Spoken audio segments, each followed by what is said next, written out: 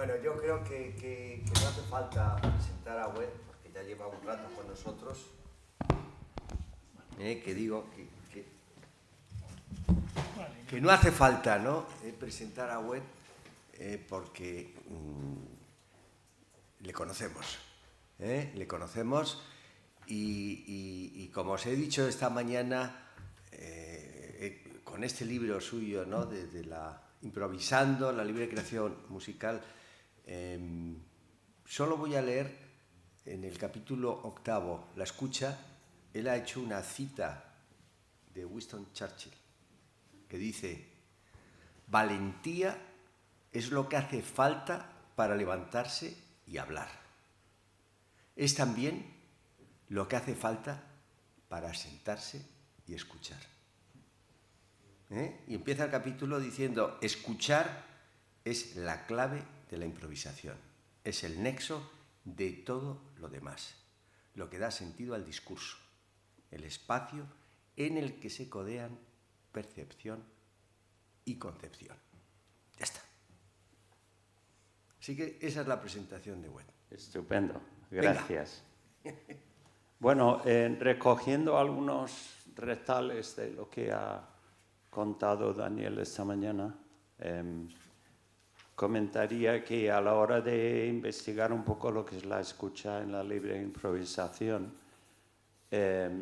uno consulta la literatura y descubre que la mayoría de lo que se ha escrito sobre la escucha en la improvisación, sin ir más lejos, es trabajo hecho en Estados Unidos y donde reina el jazz como la forma más conocida de improvisación, con lo cual gran parte de la reflexión sobre esto trata específicamente el jazz. Y esto, quieras o no, llama la atención, por lo menos a alguien como yo, sobre las diferencias, porque lo que tienen en común me parece obvio, pero lo que tiene de diferencia ya es, bueno, es obvio si lo escuchas, porque uno ya te suena y el otro no entiende nada. Pero, entonces, Daniel ha hablado un poco de cómo estaba construido lo que han hecho y un poco cómo han interactuado los dos músicos a la hora de improvisar, de hacer su música, etc., ¿no? No ha dicho mucho sobre lo que hay detrás de esto. Y hay las reflexiones recientes sobre ese tema pertenecen a alguien que su apellido es como el nombre de un monstruo de videojuegos, porque se llama David Borgo. O sea, Borgo, te puedes imaginar fácilmente una criatura, ¿no? Pero no es tan monstruo. Entonces David Borgo propone para la escucha una especie de predicción, ¿no? Cosa que, claro, es interesante como propuesta en el contexto de lo improvisto y de lo improviso, ¿no?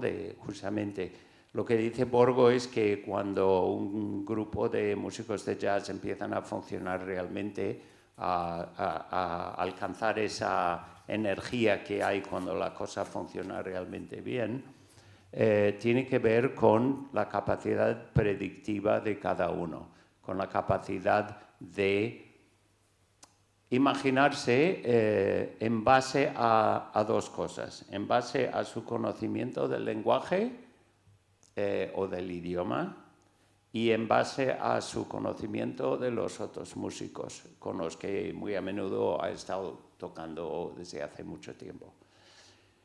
Y que eso lo que hace es que lleva a cada uno, y no digo necesariamente de forma consciente, porque la música va muy rápido, ¿no? Pero sí que les lleva a como prever qué es lo que va a pasar a continuación. Entonces él define esto como tocar as if, como si, ¿no? Tocar como si supieras lo que viene. En eso hay algo que también trato en este libro, que ya tiene sus 12, 13 años, que es un poco lo que es la lectura de la intencionalidad, cómo tú lees las intenciones de los otros improvisadores. Desde que escribí este libro he seguido pensando, o sea que no me ha dejado muerte cerebral, y hay una cuestión para mí que, por un lado, necesita añadirse a cómo entendemos la escucha en la libre improvisación, y por otro lado ayuda a distinguir no entre el estilo o los estilos jazzísticos y el estilo o los estilos de libre improvisación, sino entre las formas de escuchar.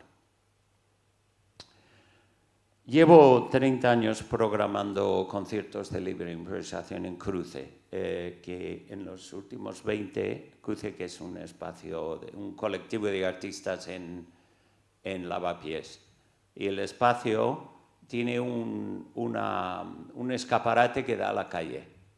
Entonces, claro, hay conciertos, como los conciertos no tienen una periodicidad fija, hay conciertos que ocurren en momentos que hay bastante poco ruido fuera. Pero hay otros donde hay un cierto trajín fuera, ¿no? Entonces, en la medida en que entendemos la improvisación como algo que depende del aquí y del ahora, que hace caso del aquí y del ahora, y que cobra cierto sentido debido a su aquí y ahora, que tiene una coherencia que es más sincrónica que diacrónica, es decir, que parte de su coherencia no depende necesariamente de qué ha estado pasando en la música hasta ese momento y que sigue pasando después de ese momento, aunque hay algo de eso.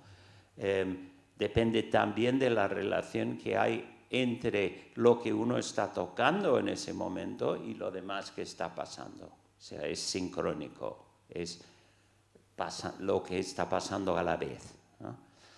Con lo cual es lógico que el músico, el libre improvisador, por un lado necesariamente tiene que ser consciente del ahora, pero también del aquí. Y parte de ese aquí es este entorno sonoro, en toda su realidad. O sea, no solo la resonancia de la sala, sino los demás ruidos que están externas a lo que están tocando los músicos en sí. Y ha habido a lo largo de estos años muchísimas veces que un grupo compone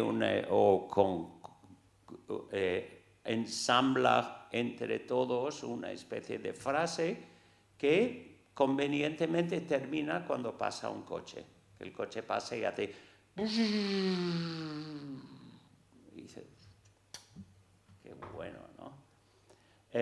Y luego hay reacciones a ruidos del público. Recuerdo una noche tocando en dúo con una flautista que se paró justo delante del escaparate, el camión de la basura, y fue maravilloso, fue una alegría todo lo que aportaba ese camión a lo que estábamos haciendo.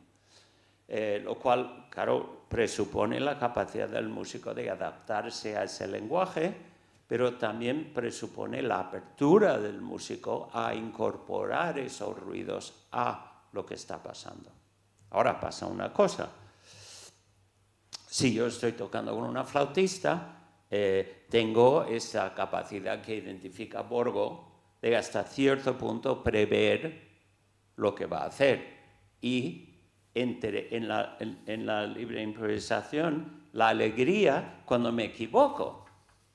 Y entonces hace algo que no me esperaba y se produce una combinación de sonidos que no fueron ni de su intención ni de la mía. Hasta ahí de maravilla. Pero ¿y el coche? El conductor está pensando, bueno, a ver si retraso y paso un poco más tarde para terminar la frase de los músicos que están tocando ahí adentro. Pues como que no. Entonces, yo puedo prever la intencionalidad de un coche que no sé ni qué va a pasar. Puedo prever las señoras que viven en el portal de al lado que salen a la calle con sus perritos y luego empiezan a hablar de quién se ha operado de qué. No, no puedo prever esto. Y no solo no puedo preverlo, sino que no hay intencionalidad musical que prever. Esto se produce y yo y los músicos que están tocando conmigo nos abrimos a que esto entre de una manera u otra, ¿no? Entonces, la única intencionalidad musical que se puede asociar con esos sonidos es la de los músicos que están tocando, no la de las personas o los acontecimientos que producen esos sonidos. Con lo cual, el as if falla ahí. No es, si bien es aplicable a cierto jazz, no lo es a la libre improvisación porque no consigue englobar realmente la totalidad del discurso y la mecánica que hay detrás, ¿no? Cuando me invitó aquí mi estimado colega a participar en esto, me pidió un título y le dije el trío que... ¿Cómo se llamaba? Que era un cuarteto. El tío que era un cuarteto. Sí. Reflexiones sobre la función y las formas de la escucha en la creación musical colectiva. Wow. Wow. Qué palabreo. Pues esto viene de una entrevista con AMM. AMM, que es uno de los grupos pioneros de libre improvisación en Londres, comenzó como trío, luego se expandió, se contrajo, hubo desacuerdos sobre si Mao tenía razón en su comunismo o no, hubo peleas porque claro, entenderán que un trío de gente que revoluciona la música pues no es un trío de 3 personas muy anodinas, ¿no? Había personalidad y hay personalidad.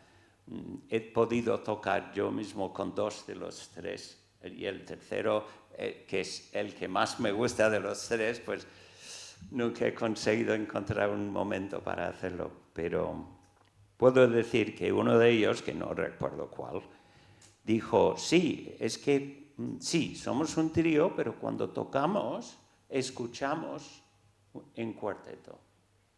Porque cada uno está escuchando lo que él, o en este caso eran 3 hombres, lo que él mismo está tocando. Luego está escuchando lo que los otros 2 están tocando. Y luego está escuchando dónde va la música, que va sola, que no es mero, ¿cuál es la palabra esta? Sinergia, no es mera sinergia, es algo más. Y una de las cosas que notas con improvisadores libres, cuando comienzan, o si se quieren mucho a ellos mismos, pues hay veces que no pillan los finales. Pero una improvisación tiene un final, puede tener 3 o 4 si no pillas el primero, pero tiene un final que no ha inventado nadie y que nadie está intentando poner esa última nota para que se cierre.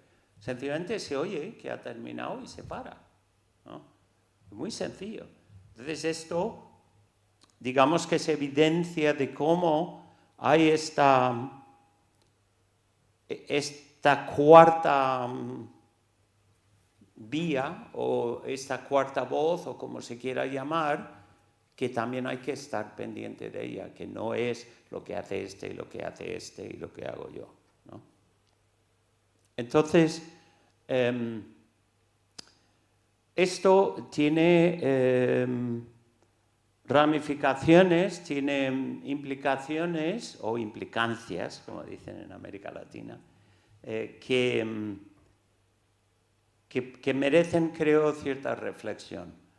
Por ejemplo, en inglés se habla del environment, o sea que normalmente se traduce medio ambiente, pero environment no es una palabra inocente, porque viene del francés environ, es decir, alrededor de. Entonces, la idea de que uno es environmentalist, o sea, que uno tiene su preocupación por el medio ambiente, para mí es algo que ya lo traiciona la misma palabra. Veremos por qué estoy contando esto con respecto a la libre improvisación y se irá desplegando.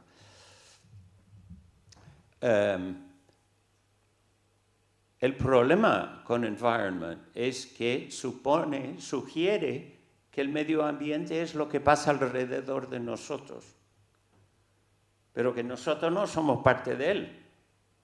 Estamos aquí viendo la naturaleza, ¿no? Que es una gran ficción lo de la naturaleza, desde la perspectiva del environment. Es un poco como la diferencia entre el paisaje y el terreno, ¿no? Que el terreno está ahí. El paisaje es lo que construye el ser humano cuando lo contempla de forma normalmente estética, ¿no? O sea, si lo está viendo, si va en bici, es el terreno, porque son las cuestas que son reales, ¿no? Si va viendo, pues son esas bonitas colinas que forman parte de una experiencia estética. Bien. Entonces, cuando uno realmente se plantea improvisar en un entorno y en un momento, o sea, en un lugar y en un momento, según el lugar, puede ser hasta imprescindible si hay alguna responsabilidad cara a lo que queda de nuestra tierra, plantearse dónde nos colocamos en términos de planos. Es decir, si yo estoy tocando en un sitio donde hay cierto... Bueno, como punto de partida, es decir, antes de llegar yo a un sitio para tocar, ya hay un medio ambiente ahí, ya hay un biosistema sonoro, digamos. Todo esto viene de un concierto que di hace ya muchos años, que me pidieron que tocara un solo en el claustro de una iglesia en Albi, en Francia, la iglesia de Saint-Salvi, que decidí ir 2 horas antes y sentarme ahí en el claustro y enterarme de qué era eso, porque no es un solo, es un dúo, como poco es un dúo, ¿no? Entonces fui ahí y claro, toqué un pelín para ver cómo resonaba el clarinete bajo, que es lo que estaba tocando en ese momento, y la flauta en sol, en ese espacio. Pero básicamente me caí la boca y me quedé yo para ver qué me cuenta este espacio, qué tipo de sonidos hay, dónde están en el espacio del claustro. Y de forma que cuando empecé a tocar, estaba tocando dentro de esto, no por encima de. O sea, no era inocente todo aquello, ¿no? Y el claustro estaba pegado a un lado de la iglesia. El muro de la iglesia era, claro, vertical, pero sin arcadas, y el resto del claustro eran arcadas. Y en un agujero en el muro había abejas, ¿no? Entonces se oían cuando te acercabas al muro, no sonaban en todo el espacio. Luego había pájaros que pasaban, luego se oían voces en la lejanía, y de vez en cuando alguien que utilizaba las dos entradas del claustro como un atajo para llegar de una calle a otra, pero era lo menos, ¿no? Y en un momento dado empecé a soplar contra la boquilla, con la boquilla fuera de la boca, puedes soplar al borde de la caña, sí, y produce unos silbidos muy, muy bonitos, pero muy suaves. Y no hay realmente, si soplas más, pues suben los silbidos de armónico, no se vuelven más fuertes, ¿no?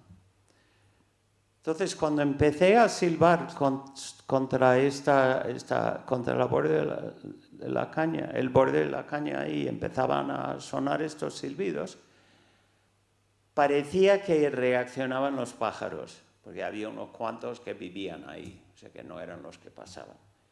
Entonces había una actividad de los pájaros impresionante. De forma que yo básicamente estaba en el mismo plano que ellos. Ese era parte de un festival que se llama Musique Quotidienne Sonore, o sea, música y cotidianeidad sonora. Más tarde, en esa misma semana, me invitaron a tocar en un bosque. Se ve que era muy popular, ¿no? Porque no me dejaban ni acercarme a un teatro. Mándale al bosque, ¿no?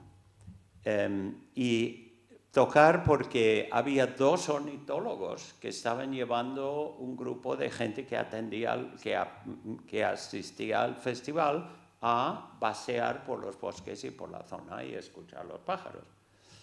Total, que cuando terminó aquello,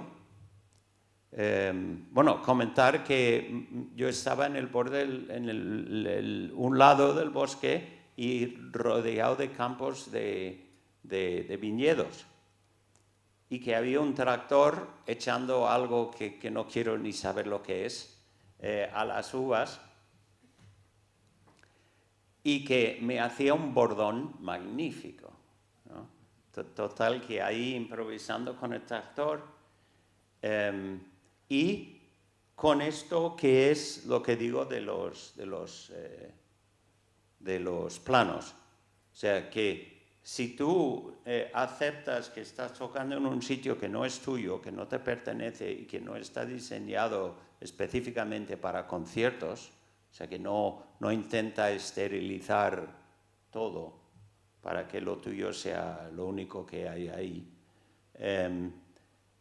pues también hay una cierta humildad de decir, porque si yo estoy aquí tocando y hay todo otro mundo también sonoro que estaba aquí antes de venir yo y seguirá estando cuando me vaya, pues igual debo yo asumir en cierto modo un plano de acompañamiento. O sea, ¿por qué tengo que estar yo siempre en mi primer plano? Entonces, en un momento dado, bajas el volumen y dejas que lo que está sonando se cambie un poco porque tú le estás poniendo un contexto. O sea, en vez de ser este medio ambiente sonoro que me rodea, el que me pone el contexto a mí, voy yo ahora a poner este contexto para que se oiga en primer plano lo que está pasando alrededor. Y ahí se produce una cosa, volveré a los silbidos del clarinete, por cierto. Ahí se produce una cosa que es muy curiosa, que es hasta qué punto la escucha cambia. En cruce, por ejemplo, hay veces que justo al principio de un concierto, justo cuando está arrancando, pues pasa una gente hablando por la calle.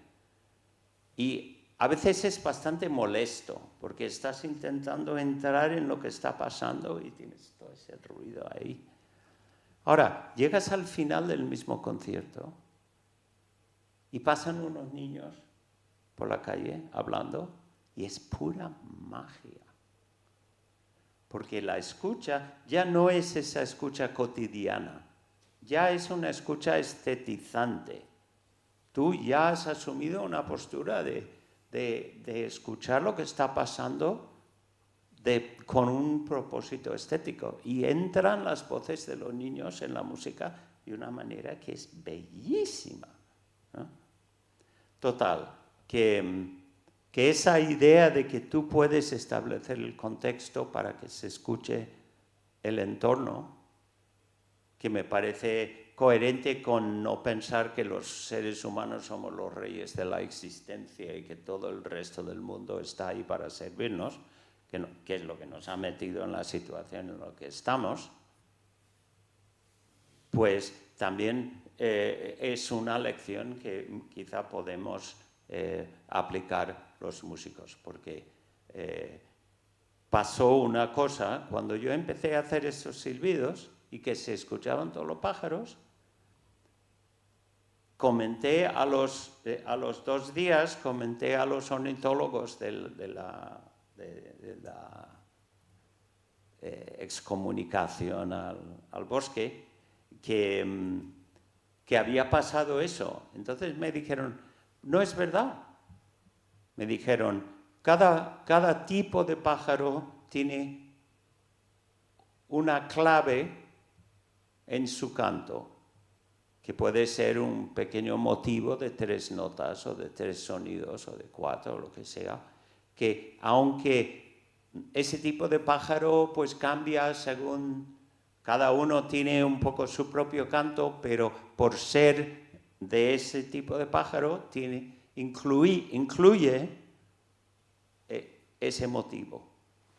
Y eso es lo que permite que los otros pájaros de su raza reconozcan el canto. Y si no oyen un canto con esa clave, no contestan, ¿no?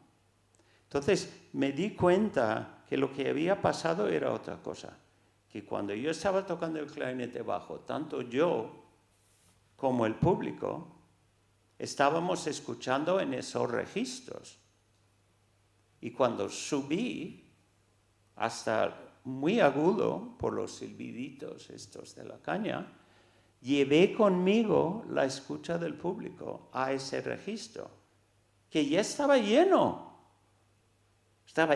de cantos de pájaro, a los que nadie, ni yo, estábamos haciendo el más mínimo caso, y de repente me encuentro en esos registros y digo, hostias, qué maravilla estos pájaros, ¿no? Ahora, parecía que acababan de cantar por la misma razón por la que dicen que Colón descubrió América, ¿no? O sea, todos los que vivían en América antes de Colón, pues como que no existían, ¿no? Total, que ahí, ya cuando me lo explicaron y lo estuve pensando, me di cuenta que yo había arrastrado conmigo la escucha de la gente hasta ese registro. Y ahí es donde se dieron cuenta. Esa es una gran responsabilidad. Y no es una que tendemos a asociar con el músico. Sí, el músico desea fervorosamente que el público escuche lo que está tocando. Eso sí. Pero la idea de que esté llevando la escucha, de que esté cambiando cómo escucha el público, que no es solamente las convenciones, la normativa sobre cómo tiene que portarse un público, sino que es más allá, porque, claro, la normativa que tenemos, que viene en gran parte de música clásica, donde el público se tiene que callar, pues viene de una cuestión que no puede aplicarse del todo a la improvisación y más a la improvisación site-specific, donde el sitio realmente es importante, ¿no? De hecho, yo establecería quizá 3 puntos ahí. En un extremo está el pensamiento detrás de la escultura minimalista. En el otro extremo está la música clásica y en medio está la improvisación libre. Y me explico. la escultura minimalista está basada en la idea de la no lectura. Es decir, no quiere hacer una escultura que lees las relaciones internas de la forma. O sea, no es como pueden ser los stabiles o los móviles de Calder. Es por eso por lo que los escultores minimalistas hacen cosas como, por ejemplo, una esfera o un cubo. Es decir, la miras y ya la recibes. No sé si Merleau-Ponty o Husserl estarían del todo de acuerdo, pero la idea es que tú ves un globo, ves una esfera y no lees partes de la esfera con relación a otras partes. O sea, no es como una pieza que tiene algo que sube y algo que baja, o los estables de Calder como Le Guichet, que está plantado delante de la entrada a la biblioteca de música de Lincoln Center en Nueva York, que tiene unas piezas planas sobre las que reposa y agujeros en esas mismas chapas, de forma que cuando das la vuelta poco a poco a la escultura vas viendo una de las chapas a través del agujero y luego sigues dando la vuelta porque lo ha plantado justo delante de la puerta. No puedes entrar directo, tienes que dar la vuelta a la escultura para entrar, ¿no? Por eso se llama Le Guichet, me imagino. Entonces vas dando la vuelta y vas viendo cómo cambian las relaciones. Pues eso se supone que en una esfera o en un cubo no se produce. Ahora, ¿qué dice el que ha escrito sobre esto, que es un escultor que tiene notas sobre la escultura 1 y notas sobre la escultura 2, y cuyo nombre y apellido ni me acuerdo? Dice que, sin embargo, esas esculturas minimalistas sí tienen relaciones externas.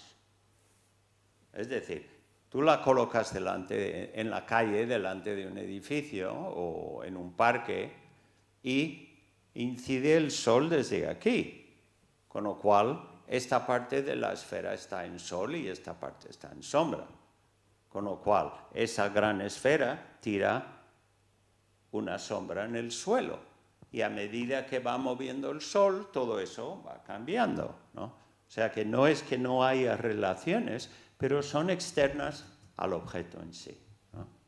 Ahora, consideremos la música clásica europea. ¿Dónde se hace? Pues se hace en una sala aislada, que no se quiere que entre ningún sonido de fuera, con una normativa por la que, a no ser que seas una señora de una cierta edad, pues no tienes ni derecho de abrir unas golosinas con los papeles que hacen. Y a no ser que seas su marido, no tienes derecho a roncar, ¿no?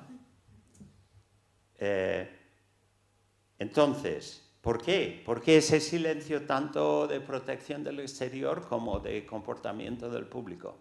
Pues porque lo único que quieren que percibas son las relaciones internas a la música. Las notas, las armonías, el tempo, etcétera, etcétera, y un poco la resonancia, pero la resonancia normalmente no es parte del mensaje, es sencillamente contexto, ¿no?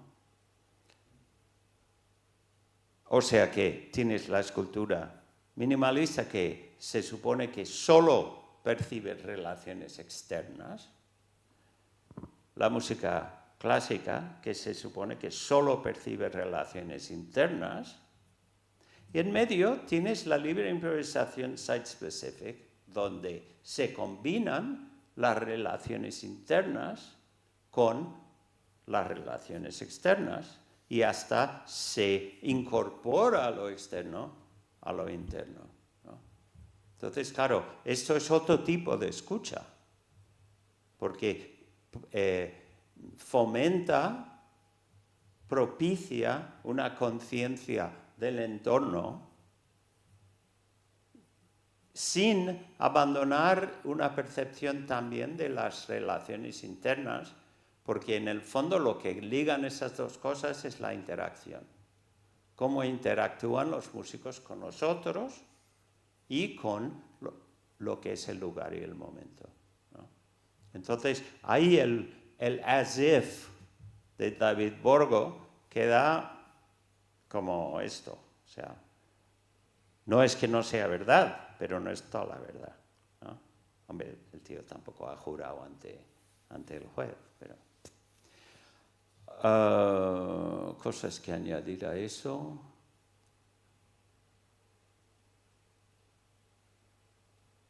Bueno, yo soy libre improvisador, o sea que para mí esto tiene esa cuestión de compromiso con nuestra situación en la tierra, que creo que en cierto modo el estar consciente del entorno, el incorporarlo en lo que hacemos, el a veces sencillamente acompañar, o sea, no tomar automáticamente una postura de superioridad o de primer plano, pues también es predicar con el ejemplo, ¿no? Que me parece también importante. Lo que me gustaría, en vez de largar más, es tomar preguntas, porque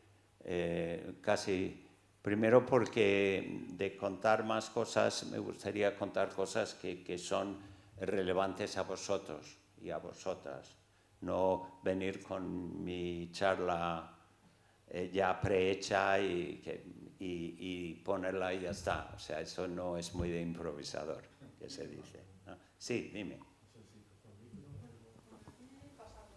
Y pasa. ¿Hay otro micro, Alicia? Bueno, me siento ahí atrás para... No, lo vamos pasando, si no. Okay. Ya, lo dices por aprovechar el... ¿O puedes coger? Sí, ya está. Bueno, justo anoche, cenando con Vicente, estábamos recordando una anécdota. Hace muchos años fuimos a ver un concierto en Portugal. Era Pan Metheny con Brad Mehldau, un cuarteto. Entonces empezó el concierto, el primer tema, y hubo un momento en el que alguien empezó a hacer fotos con flash. Hola. Y entonces el pianista paró, se dio la vuelta y empezó a increpar exactamente, no photos, please. Y luego fue curioso que la banda paró y luego siguieron tocando justo donde lo habían retomado, ¿no? Digo esto porque, como has hablado de digamos, el trío que era cuarteto, y hablas del sonido que se produce en la sala o todas las interacciones que hay sonoras, ¿no? Y me estaba preguntando, no sé si tiene alguna reflexión en cuanto a lo visual, por ejemplo, que como en este caso, ese flash que ha digamos, interactuado, o con otro sentido, incluso con olores. No sé si tiene alguna reflexión en ese sentido. Específicamente sobre lo visual, sí. Sobre olores, menos. No porque no haya, pero sí diría que el término escuchar, así como creo que dijiste que la mayoría de la gente que improvisa musicalmente no se llama improvisador, se llama músico de jazz o lo que sea, ¿no? En ese mismo sentido, el término escuchar merece reflexión porque es común entre improvisadores la idea de que escuchar al otro va mucho más allá del oído. Y entonces, cuando trabajas con danza, cuando trabajas con imagen, yo también trabajo a veces con gente de performance. En Cruce tenemos un grupo de improvisación intermedia donde hay gente de vídeo, pero trabajando el vídeo en vivo, o sea, con cámara y proyector, no es poniendo cintas que corran, ¿no? Y la interacción lo que llamamos normalmente escucha es a ese nivel, ¿no?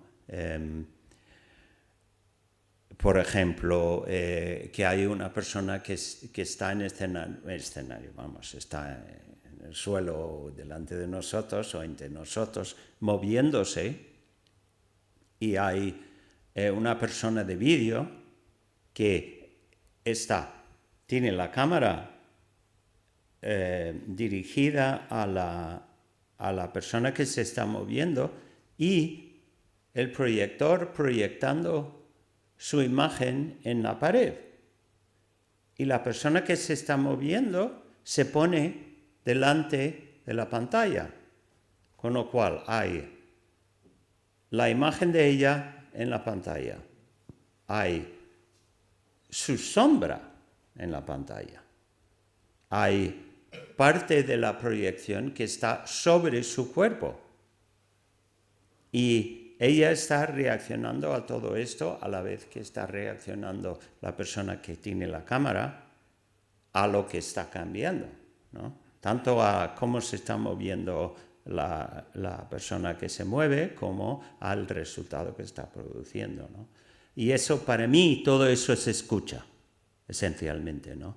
Al igual que tenía durante cierto tiempo un trío que se llamaba Intermedia 28 por Madrid, obviamente, que era mi único amigo de la infancia, que es fotógrafo y es premio Magnum de fotografía artística, o sea que ojos sí tiene, ¿no?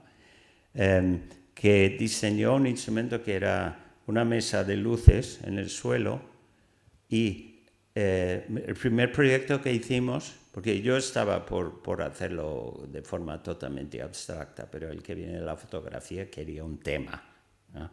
Entonces nos fuimos a la cosecha del ajo morado de las Pedroñeras, en La Mancha tirando a Cuenca. Y yo entrevisté a un montón de gente que trabajaba en el negocio del ajo de distintas formas y él sacó un porrón de fotos. Entonces todo eso él convirtió sus fotos en transparencias. Las transparencias las ponía en la mesa de luces con una cámara de vídeo desde arriba que proyectaba de forma que nosotros podíamos verla. Nosotros tocábamos de espaldas al público para que todo el mundo pudiera ver las proyecciones.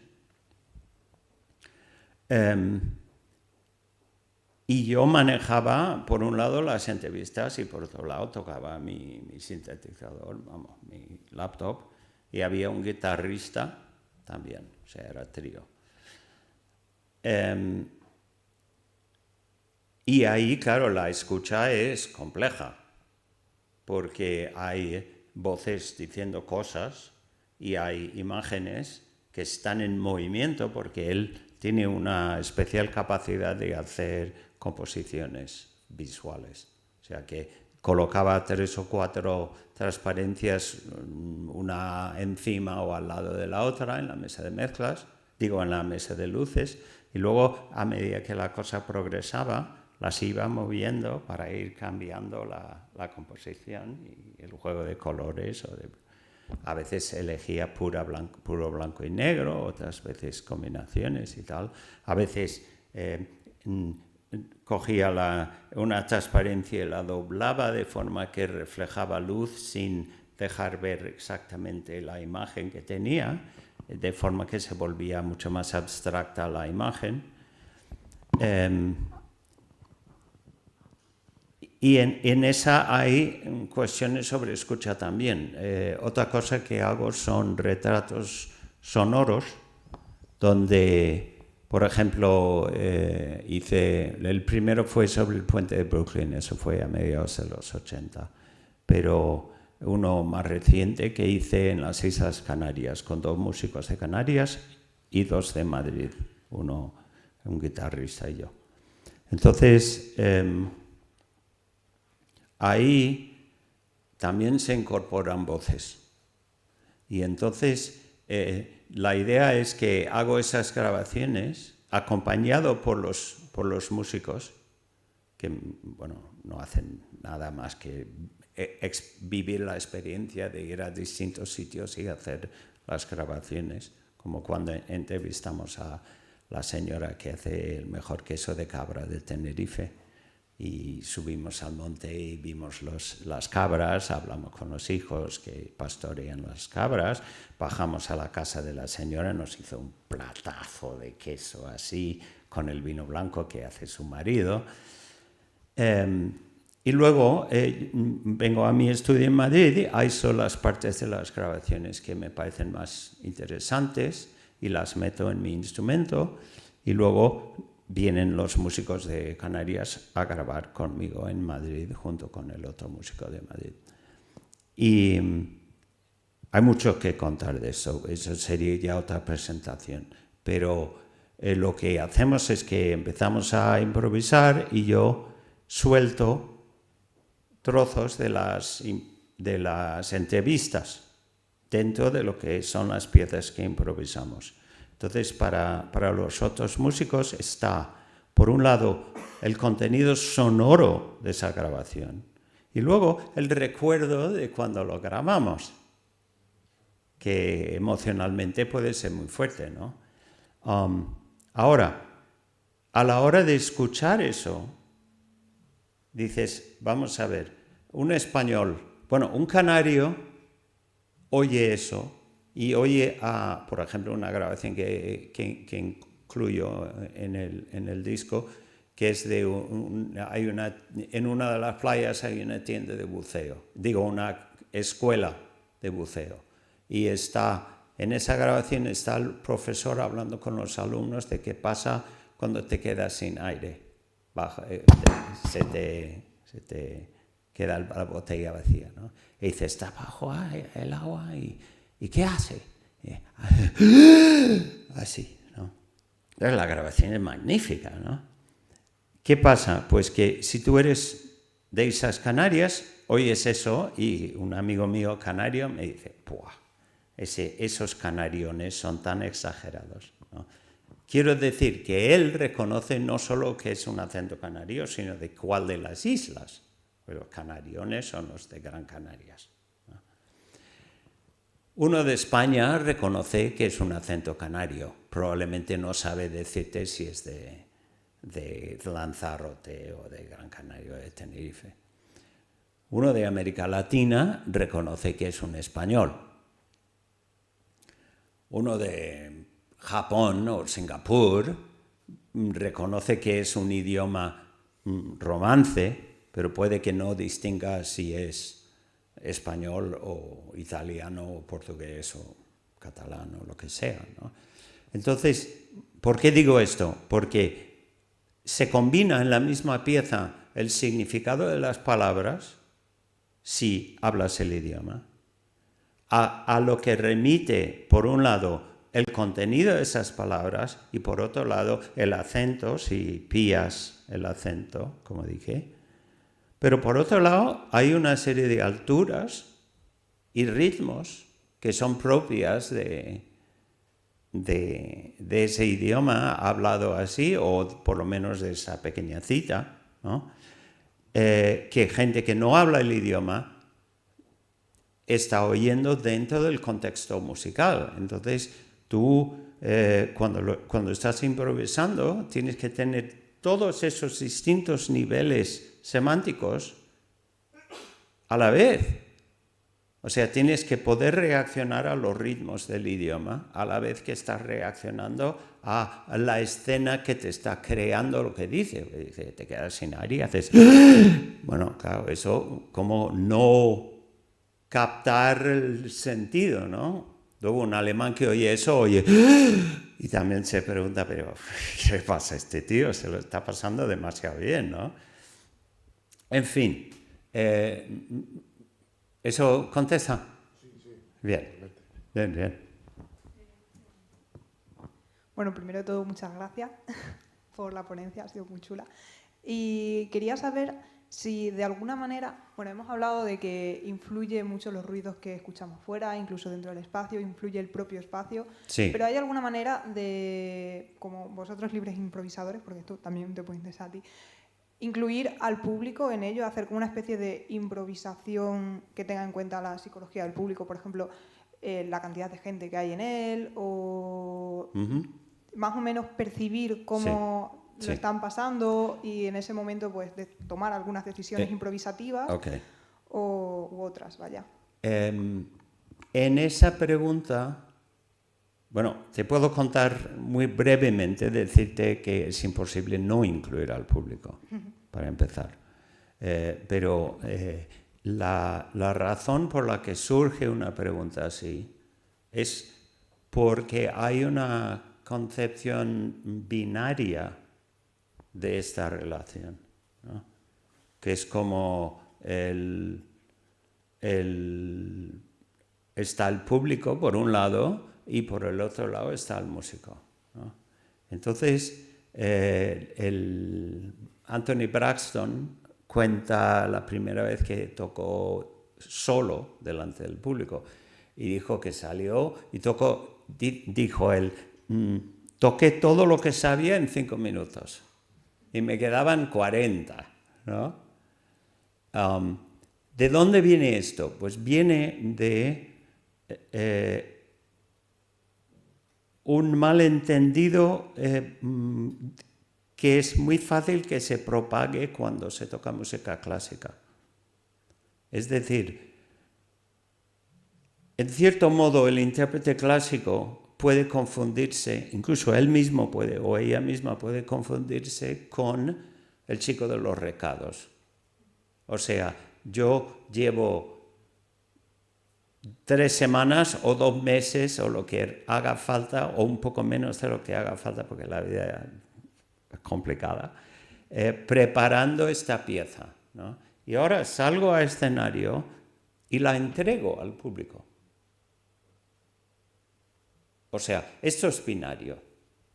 Y tú sales a escenario y ahí está el público silente, expectante, ¿no? Esperando que hagas algo. Y tú diciendo, Dios mío, espero no equivocarme, ¿no? Y entregas esa pieza. Bueno, si tú vienes de esa formación o no has reflexionado mucho sobre el tema, o nadie te ha dicho lo que te estoy diciendo ahora, sales a escenario y dices, oh Dios mío, no tengo paquete que entregar. No he estado 4 semanas ensayando la sonata no sé cuántos y el impromptu no sé qué. Me lo tengo que inventar ahora mismo, porque esa escucha, ese silencio expectante es el mismo, ¿no? Pero yo no tengo nada tras lo cual protegerme, ¿no? Ahora, si partes del otro extremo como improvisador y dices, ¿qué es lo que estamos haciendo todos aquí? ¿Qué es lo que estaba haciendo él cuando tocaba con el pianista? Y a la vez lo estábamos haciendo todos los que estábamos en el público. Escuchar. Entonces, se establece una especie de bucle. Normalmente cuando hay 4 músicos, además casi de cualquier música, cuando ensayan, forman un círculo para mirarse entre ellos y escucharse bien entre ellos, ¿no? Cuando llegan al escenario, montan en semicírculo y el resto del círculo es el público, ¿no? Porque lo que se establece, y además no solo en la música, lo que se establece es un bucle de energía que tiene que ver con el poder de la escucha.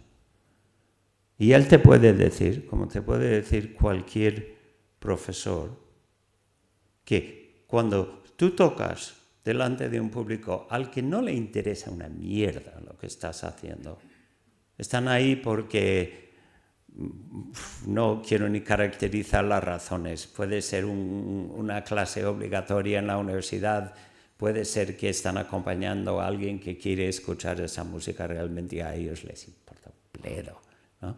Lo que sea, pero ese aburrimiento produce una falta de energía que el músico intenta suplir, de forma que echa energía. Y cuando termina el concierto, va a casa y se cae sobre la cama y igual ya no tiene ni la energía de quitarse la ropa, ahí se queda, ¿no? Ahora, tocas delante de un público que realmente quiere escuchar lo que estás haciendo, que no está ahí para juzgarte, está ahí para compartir contigo, para escuchar, para disfrutar. Tú vas a casa con los ojos como platos y no te duermes hasta las 4 de la madrugada, si eso. ¿Por qué? Porque has recibido muchísima más energía de la que tú has dado, ¿no? Y esas son las situaciones cuando eres profesor, que descubres que sabes cosas que no sabías que sabes, porque esa escucha es tan activa que tú das, pues eso, ¿no? Y como músico lo mismo, igual te encuentras tocando cosas que no has tocado nunca. ¿Por qué? Pues porque hay esa ansia de recibir de ti y tú encantado de la vida. Entonces, eso ya no es binario. Eso es un bucle, es un círculo en el que todos estamos escuchando, ¿no?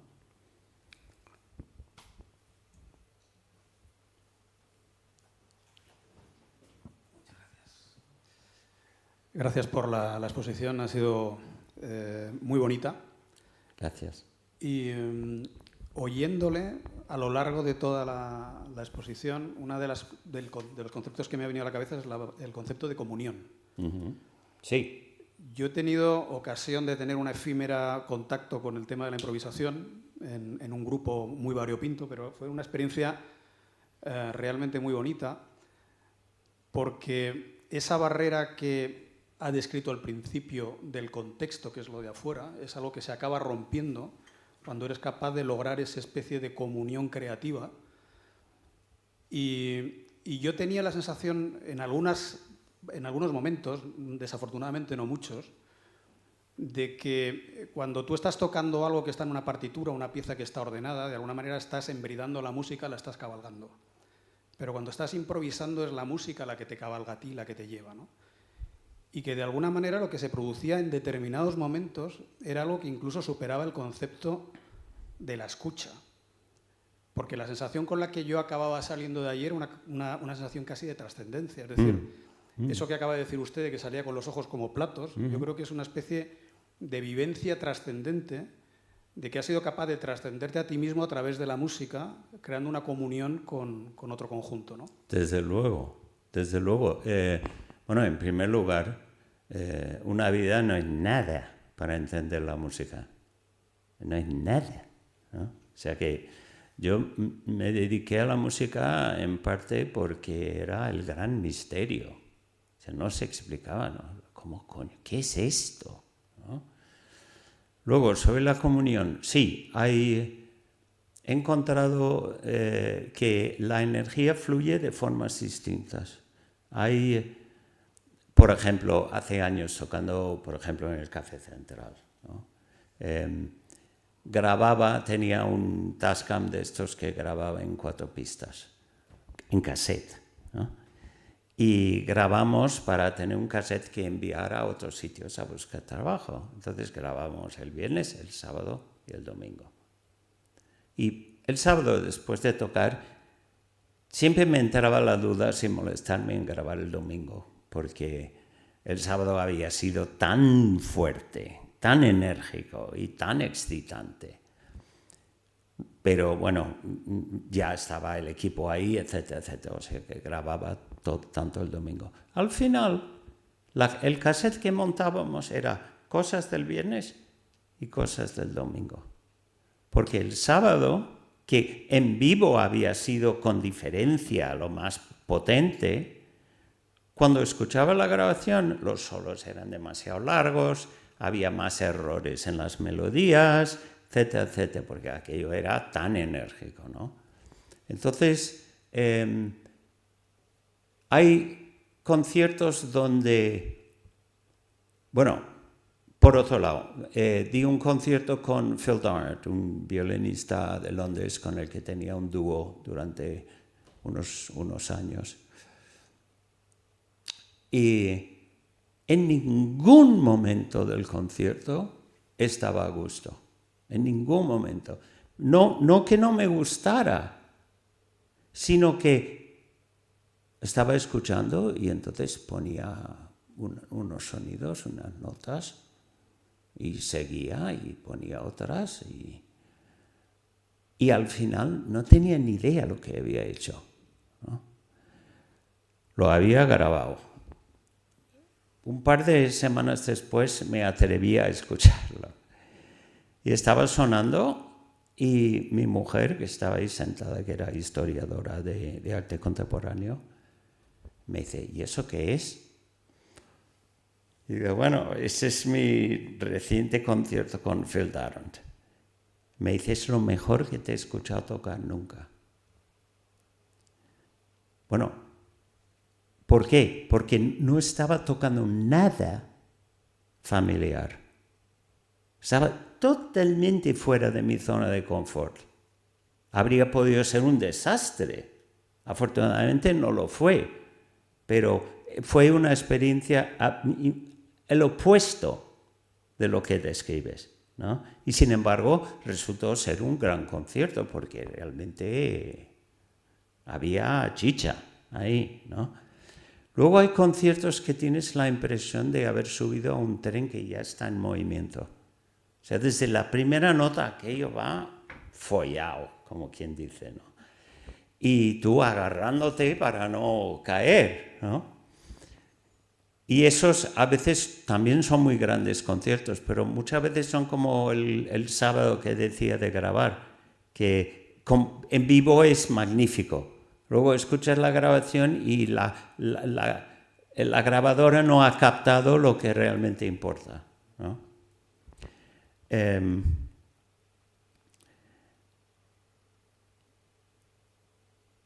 Luego hay conciertos donde no es tanta energía, pero esto es lo que considero lo más similar a lo que dices. Hay conciertos que parece que no puedes cometer un error, que no es posible. Que toques lo que toques va a ser la hostia, y lo es. Y va al concierto y dice, yo no entiendo esto, ¿no? Y yo creo que todos los músicos nos damos cuenta que trabajas todos los días para tocar lo mejor que puedes. Pero cada X tiempo hay un concierto que no refleja lo mucho que has trabajado. Es mucho mejor. Y no te puedes responsabilizar de eso. Porque hay algo ahí que no eres tú y no son ninguno de los músicos. Es un nivel de algo que es lo que hace que la música sea música, ¿no? Tengo una grabación en casa del cuarteto Juilliard, tocando la Grosse Fuge, o sea, la última pieza para cuarteto de cuerdas de Beethoven. Me emociona contarlo, porque cuando terminan, en la grabación oyes que los músicos están llorando.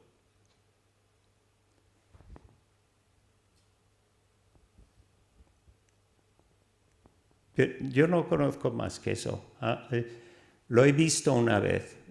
Vi a Jacques-Louis Monod dirigir Pierrot Lunaire en Nueva York, y lo mismo.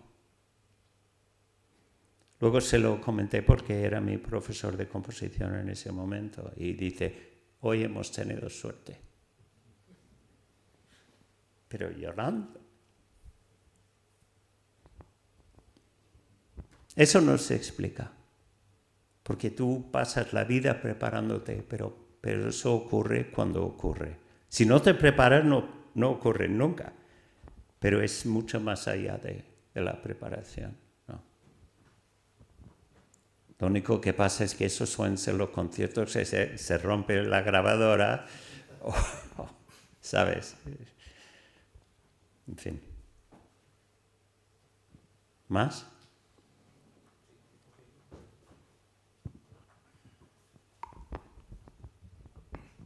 Gracias. Pues antes que nada, por supuesto, pues agradecerle pues toda esta conversación tan bonita. Pues yo escuchaba esto, ¿no? Y pensaba mucho también, pues yo no soy músico, no sé si decir por desgracia, lo fui un poco en su momento, pero bueno, pero me he dedicado ya a la educación, ¿no? Pensaba que muchas de estas cosas que estamos hablando son análogas, ¿no? Al acto educativo, ¿no? Al hecho de ser docente, ¿no? Es que es performativo. Claro, exactamente, ¿no? En ese sentido, pues estamos hablando de escuchas, ¿no? Ya sea la música, la docencia, la que provoque esas escuchas, ¿no? Y ese intercambio energético. Y efectivamente, uno estudia todos los días para dar lo mejor de sí en la clase y unos días no se sabe por qué. Uno se va a casa diciendo no vuelvo más, me dedico a otra cosa. Y otro día Sí. te vas a clase sintiéndote que estás haciendo lo que debes en el mundo, ¿no? Efectivamente, y eso, pues, no sé si es magia, pero es difícil de explicar, ¿no? Pero ocurre, ¿no? Afortunadamente, ¿no? Pero pensaba también que esas experiencias que a lo mejor son epifánicas, trascendentes o maravillosas, ¿no? Que puede ser, bueno, que se pare ese camión de la basura y pasen esas cosas, bueno, con los pájaros y todo, o en clase, ¿no? Quiero decir, ¿de qué manera puede ser trascendente, pero no a nivel espiritual, no, sino a nivel ético-político, ¿no? En el sentido de que no se quede en ese momento, que después puede ser tremendamente grato a nivel individual o privado, sí. o privado no solo individual, sino pequeño ese colectivo que se ha visto y ha tenido ese momento de gracia, incluso, de epifanía, ¿no? Sí. Sino cómo eso trasciende realmente a una posición ético-política, ¿no? De nosotros como ciudadanos en un contexto concreto. Porque también al final de tu ponencia decía, bueno, pero esto depende de mi compromiso, ¿no? Además te refería a cuestiones ambientales y ecológicas, ¿no? A mi compromiso que tengo, ya no solo con ese momento concreto en el que estoy viendo una cosa verdaderamente memorable, pero que se queda para mí, para mi propia biografía, bueno, mi familia, mis amigos, ¿no? Recordamos de Paz Metheny, pues se queda para nosotros, que somos amigos, pero cómo esto trasciende, ¿no? Precisamente a transformar el mundo, por decirlo en esos términos. Y también porque... Y ya acabo, porque hablaba de unas cosas que también me recordaba mucho a un pensamiento ambiental, esto de, obviamente, de este nuevo materialismo que deja hablar la cosa, ¿no? Que no nos imponemos a ella de nuestro logo racionalizante, sino que la cosa tiene algo que decirnos más allá de la forma en la que le traducimos, esto del Parlamento de las Cosas, de Isabel Stenger, bueno, pensaba mucho en eso, la cosmopolítica, ¿no? Que realmente tiene o busca una trascendencia ético-política más allá de esas experiencias, que pueden ser ruinosas o que pueden ser epifánicas, ¿no? Sí. ¿Cómo se puede traducir esto? Esa sería mi pregunta en definitiva, a una posición ético-política que trascienda el momento, ¿no? Pues para mí tiene que ver con algo que leí hace muchos años ya, que estaban hablando de o sea, fíjate cuántos años que estaban hablando de mandar un hombre a la luna, ya habían mandado un perro a dar vueltas a la Tierra, pues ahora vamos a mandar un hombre a la Luna, ¿no? Yo hay varios que mandaría ya de ida y no vuelta, ¿no? Y decían que a la hora de despegar, un error de como la centésima parte de un grado del compás, ¿no? Era suficiente como para no llegar a la Luna con un error, pero de 100 kilómetros. O sea, es que tenía que haber una precisión ahí así de exacta, ¿no? Y eso me ha hecho pensar que también en cosas que seguramente te habrá pasado que un día de repente dices, hostias, porque recuerdas una novela que leíste hace 10 años y de repente esa escena que no acababas de entender, ya la captas, ¿no? Que no se sabe lo que has vivido que ha puesto eso y no sabías siquiera que esa incógnita estaba ahí en tu inconsciente y esperando salir cuando tuvieras una respuesta, ¿no? O una persona que viene y te dice, bueno, yo estuve en un taller tuyo hace 22 años y dijiste tal cosa. Ni idea, no recuerdas haberlo dicho, no sabes siquiera si estás de acuerdo ya. Pero esa frasecita dicen, literalmente me han dicho, eso me ha cambiado la vida, ¿no? Entonces, esa idea de que, que entiende la vida como una trayectoria, que es una metáfora, pero como cualquier otra, que hay veces que ese concierto o algo que ha pasado en ese concierto, aunque solo es una influencia aparentemente nimia, es suficiente como para producir un desvío que es cada vez mayor. Incluso la persona a la que ha desviado nunca sabrá siquiera que le ha desviado, pero sí, le ha plantado ahí una semillita que va tornando, girando la cabeza, o consciente, inconscientemente, o las dos cosas, y un día se da cuenta, o nunca se da cuenta, pero no porque no haya tenido trascendencia, ¿no? Para mí es esto, porque claro, yo no escribo una partitura, no dejo eso.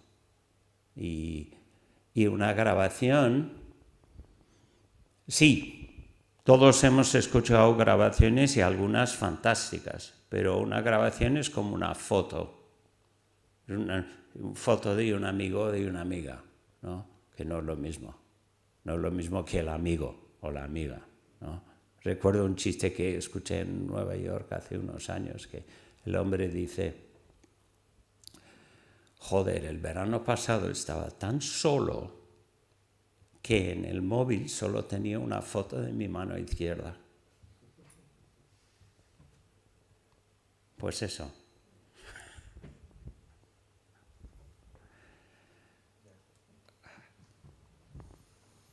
Sí.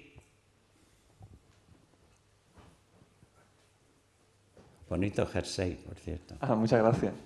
Es que le estaba dando vuelta a esta última intervención.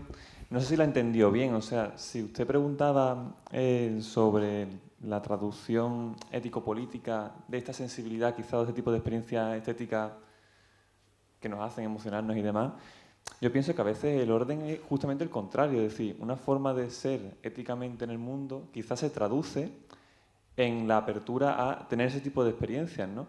No es que esa experiencia tenga una traducción, sino que es el resultado o una manifestación de una forma de ser en el mundo. Por ejemplo, pienso en el concierto, lo que usted ha explicado, ¿no?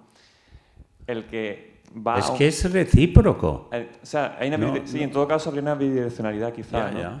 Quizá el que va al concierto y no apaga, o sea, y no se comporta o no tiene una experiencia estética, no se emociona, no valora el trabajo de los músicos, no apaga el móvil, tose, abre el caramelo, tal, a lo mejor eso es el resultado de una manera ya de comprender tu relación con los otros, quizás, ¿no? Y muestra un poco tu respeto hacia los demás, supongo, ¿no? Sí, sí. Entonces, la escucha final, la escucha activa, atenta y que te abre a la posibilidad de emocionarte, está condicionada por tu manera de relacionarte con los otros.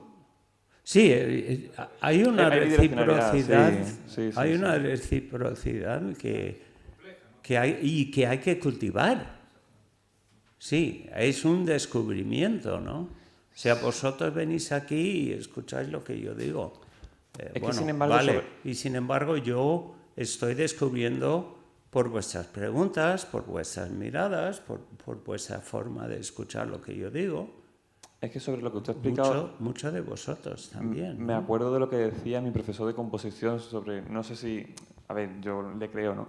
Lo que hizo Mahler en un momento dado en Viena, de aquí se acabó de ir a la ópera a hablar y a hacer negocio, aquí se viene a la ópera, escucha música, todos mirando al frente, y eso es como un hito porque se impone una escenificación de la música que es casi religiosa, ¿no? Es decir, uno va a un concierto como si va a misa. Y entonces ese tipo de relación es unidireccional, es donde el público no pinta nada, ¿no? Entonces el respeto ya no importa, en el sentido... de ninguna manera. De ninguna manera es unidireccional y de ninguna manera es... En la tradición clásica, No. Yo creo que a veces el público no pinta nada. O se trata al público... Yo pienso que en la tradición clásica muchas veces el público como que no pinta nada y se le va allí a dar concierto y nosotros no tenemos ningún papel activo. Vamos a ver. Entiendo que un compositor cuando está componiendo, no está componiendo para un público imaginario, porque esta es una de las diferencias entre componer e improvisar. Es decir, lo que la cita que él leyó de mi libro, que comenta que la relación de la escucha con la concepción y la percepción, ¿no? Un compositor construye sobre la concepción. Está en su estudio, con su lápiz, con su partitura, y concibe una obra. Esa obra, yo no sé si tú has leído alguna vez la historia de la música para los reales fuegos de artificio. Sí. O sea que el compositor piensa que le piden la música para esa obra, para la manifestación de fuegos de artificio en Londres, y va a ir sobre un barco y no sé qué cosas. Y el hombre, bueno, pues elige una orquestación para esa pieza que ya no se usa nunca. Cuando se toca esa música se toca con una orquestación posterior, porque no necesitan 7 oboes y no sé qué más. Tiene la orquestación original. Y el hombre concibió una obra sabiendo que va a haber estos fuegos de artificio y sabiendo en qué momento va a haber, y etcétera, etcétera, ¿no? Llega la actuación, el puente para llegar a la isla donde se va a hacer todo aquello se rompe. La gente consigue llegar y empieza la pieza, empieza la música, y hay un conde que está encargado del tema de los fuegos de artificio, y un hombre que no es conde, pero sí es de cierto nivel de gentil hombre, por así decirlo, caballeresco, que está encargado de la choza donde tienen todos los fuegos de artificio, y que no se sabe muy bien si es que enciende un cigarrillo o qué es lo que pasa, pero explota la choza, ¿no? Y el conde se enfada tanto con este hombre que le reta a un duelo y le mata con una espada, ¿no? Todo esto no está previsto por el compositor. El compositor todavía en esa época se cree que puede prever cómo va a ser la escena de su obra, y compone para esa situación, ¿no? Eso es una especie de percepción imaginaria, ¿no? Ahora, luego los compositores se dan cuenta que tú no puedes prever si hoy van a abrir aquello con unos martillos no sé cómo se llaman aquí.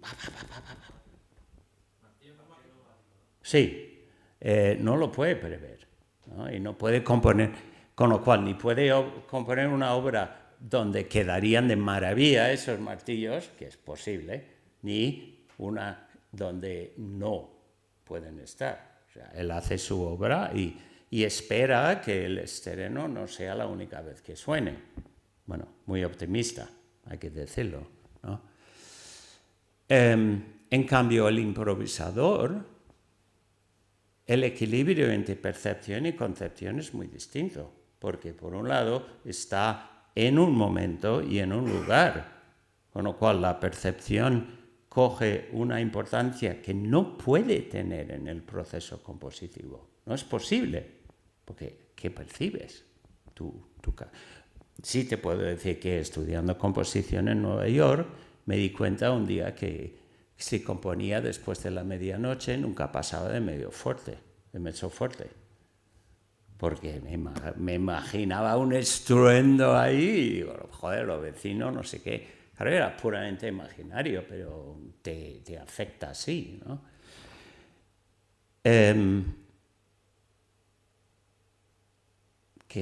¿Cómo iba a relacionar todo aquello? Pues es lo que te puedo decir con relación a esto. Ya no recuerdo exactamente la naturaleza de tu pregunta. Pero... El tema del público, ¿no? ¿Dónde queda el público en todo esto? Porque... Sí, bueno, a lo que voy es a que si compones de esta manera, el público no importa, porque no sabe cuál es, no sabe cómo va a ser, ¿no? Luego lo que yo decía de Aufführungspraxis y Ausführungspraxis, ahí está, ¿no? Porque ni siquiera en la mayoría de los casos puedes prever exactamente cómo va a ser la interpretación, tampoco, ¿no? Entonces, claro, la Ausführungspraxis no está en tus manos. Y yo creo que todos los que hemos pasado parte de la vida siendo compositores hemos tenido la experiencia de que la noche que tocan nuestra obra también tocan una obra del que es el mandamás del departamento de no sé cuántos, ¿no? Entonces los músicos, a la hora de repartir el tiempo de ensayo, ensayan muy mucho la pieza del compositor que también está en el Ministerio de Cultura, etcétera, etcétera. Y la tuya la ensayan como menos, ¿no? Entonces la noche del concierto tocan tu pieza o algo lejanamente similar a tu pieza.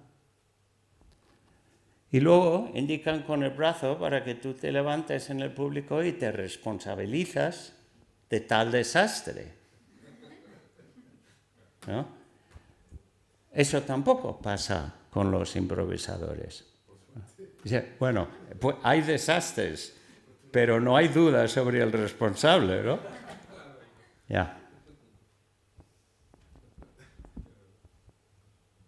Ahora, lo político, la relación con la política, sí, predicar con el ejemplo, obvio, y despertar ciertas sensibilidades entre los que escuchan la música cuando ven, por ejemplo, cómo decides acompañar algo que está pasando, que tal, sí, también, pero en el fondo cualquier buen arte, ¿no? O sea, lo que dijo Silva, ¿no? Dijo, art should comfort the disturbed and disturb the comfortable, ¿no? El arte debe apaciguar al que está mal y fastidiarle al que está bien, ¿no? Excesivamente bien, cómodo, ¿no? Arte a ese nivel siempre es político, porque la polis somos nosotros, no la policía, sino la polis, ¿no? La policía del jazz, bueno, esa es otra cuestión, ¿no? En mi opinión, ¿no? En todo caso, ya en el momento en el que entiendes la política como responsabilidad humana, yo puedo decir, dejando de lado el eterno debate sobre qué coño hacemos en este planeta, además de fastidiarlo, creo que asumimos en cierto modo que deberíamos de aportar algo. Y ese aportar algo supone el poder aportarlo. Entonces, sí, puede que haya gente que decide, yo quiero ser músico y se pone a hacerlo. Pero yo creo que muchos músicos lo que les pasa es al revés. Se dan cuenta un día de que son músicos. Y luego se dicen, coño, ¿y ahora qué hago? ¿No? Entonces la mayoría se tiene un poco de sentido común y se dan cuenta de que son músicos, pero que no son Pinchas Zuckerman o Beethoven, pues necesitan toda la ayuda que pueden conseguir, ¿no? Entonces se ponen a estudiar como locos. Pero eso es lo que pueden aportar a la sociedad. Y ese es el acto político. Es decir, mi apoyo a esta sociedad es hacer lo que mejor hago y compartirlo.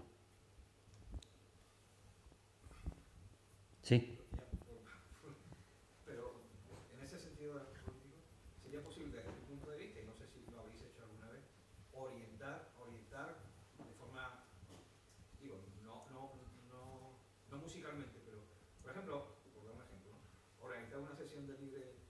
improvisación bajo un lema concreto. ¿Van a poner un vertedero en la Sierra de Madrid o genocidio de Gaza, ¿no?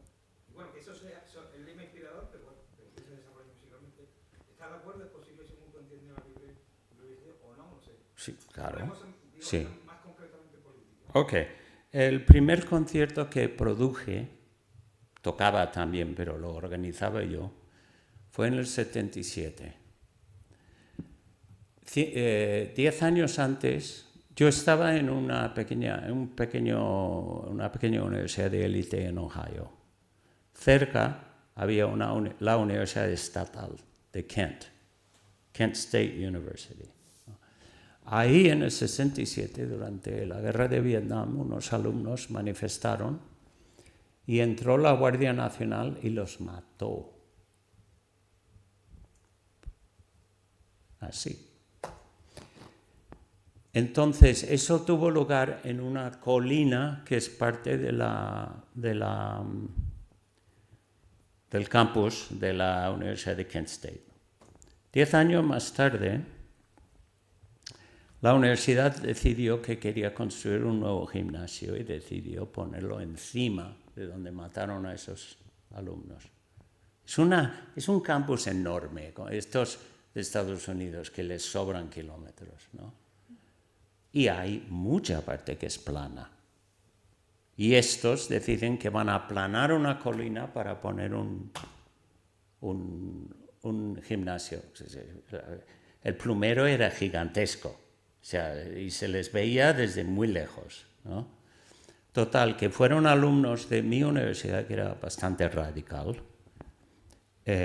ahí a manifestar contra esto.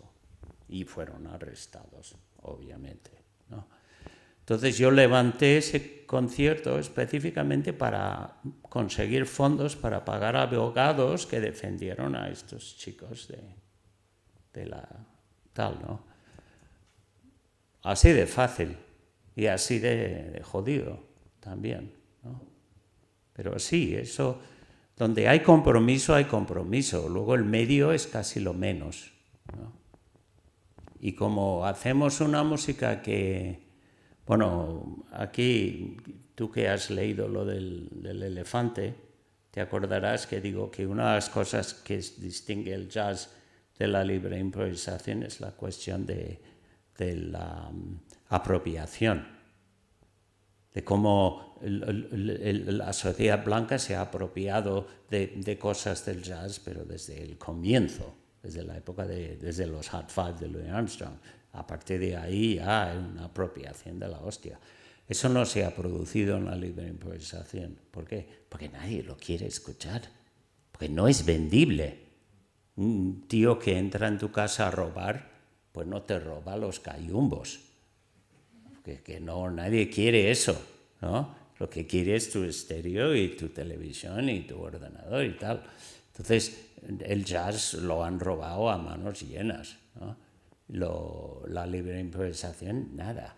Con lo cual, los libres improvisadores tenemos una relación con la sociedad del mercado muy marginal, mucho, ¿no? Y es imposible, no, más aún que los músicos de jazz, ¿no? Entonces, hay una conciencia política ahí que llega a final de cada mes, digamos, ¿no?